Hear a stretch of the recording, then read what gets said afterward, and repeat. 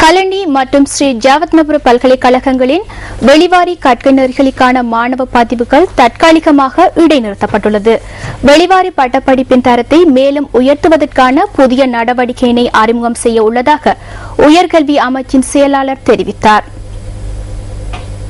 கலனி பல்கலைக்கழகத்தின் வெளிவாரி கற்கை நெறியில் கலைப்பிரிவில் மாத்திரம் வருடத்துக்கு 20,000க்கும் அதிகமான மாணவர்கள் பதிவு செய்வதுடன் ஸ்ரீ ஜெயவர்தனபுர பல்கலைக்கழகத்தில் அத்தொகை 10,000க்கும் அதிகமாகும்.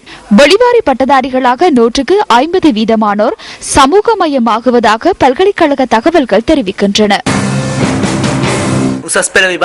நாங்கள் மிகவும் கஷ்டப்பட்டு உயர்தர பரீட்சையில் சித்தி பெற்றுள்ளோம். பல்கலைக்கழகத்தில் காணப்படுகின்ற போதிய இடைவெளியின்மையால் உள்ளக மாணவர்களாக பல்கலைக்கழக கல்வியை பெற்றுக் கொள்வதில் சிரமம் உள்ளது. ஆகவே எமக்கு காணப்பட்ட ஒரே வழி இந்த வெளிவாரி பட்டப்படிப்பாகும். உயர்தர பரீட்சையை முடித்ததன் பின்னர் 20,000 பேர் மாத்திரமே பல்கலைக்கழகத்திற்கு அனுமதிக்கப்படுகின்றனர். பல லட்சம் பேர் பட்டப்படிப்பில் இருந்து பிரிக்கப்படுகின்றனர். அவர்களின் பட்டப்படிப்பு கனவை நனவாக்கிக் கொள்வதற்கு இருந்த ஒரே வழி இந்த வெளிவாரி பட்டப்படிப்பாகும்.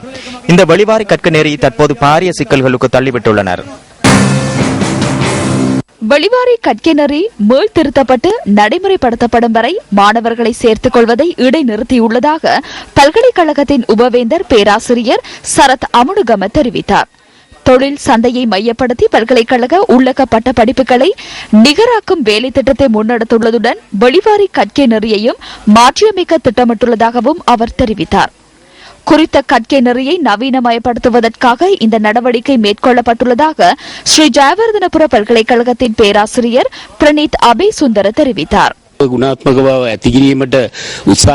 தரத்தை மேம்படுத்த முயற்சிப்பதாயின் வெளிவாரி பட்டதாரிகளின் பதிவுகளை இடைநிறுத்துவது ஏன் என்ற பிரச்சனை ஏற்படுகின்றது. தரம் தொடர்பிலான பிரச்சனை இங்கு காணப்படவில்லை. இதனூடாக தனியார் பல்கலைக்கழகங்களுக்கு மாணவர்களை இணைக்கும் எதிர்பார்ப்புகளை உள்ளடக்கப்படுகின்றது. தற்போது தர ரீதியாக வீழ்ச்சி கொண்டுள்ள வெளிவாரி பட்டப்படிப்பை உயர்நிலைக்கு கொண்டு வருவதற்கான நடவடிக்கைகள் எடுக்கப்பட வேண்டியது அவசியமாகும். ஆனால் தற்போது அதிகாரிகள் முன்னெடுக்கின்ற விடயங்கள் வெளிவாரி பட்டப்படிப்பை சிறந்த நிலைக்கு கொண்டு வருவதற்காகவா என்ற பிரச்சனை எனக்கு உள்ளது.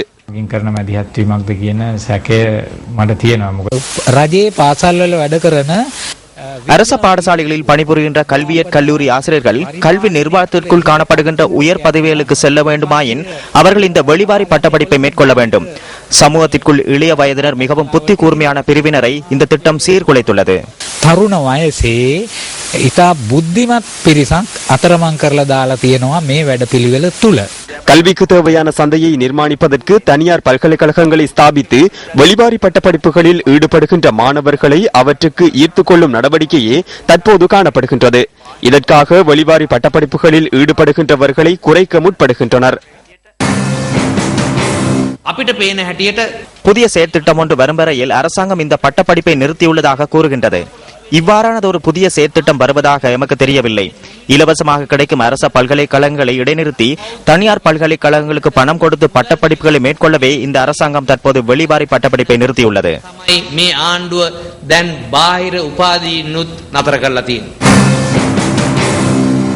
பல்கலைக்கழக மானியங்கள் ஆணைக்குழு அந்த வெளிவாரி பட்டப்படிப்பு தொடர்பாக கேள்விகளை எழுப்பியுள்ளது.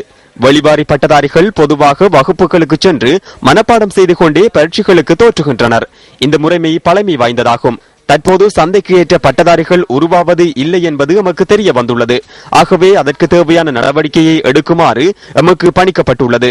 அவ்வாறு அல்லாது பதிவுகளை இடைநிறுத்த எமக்கு தெரிவிக்கப்படவில்லை.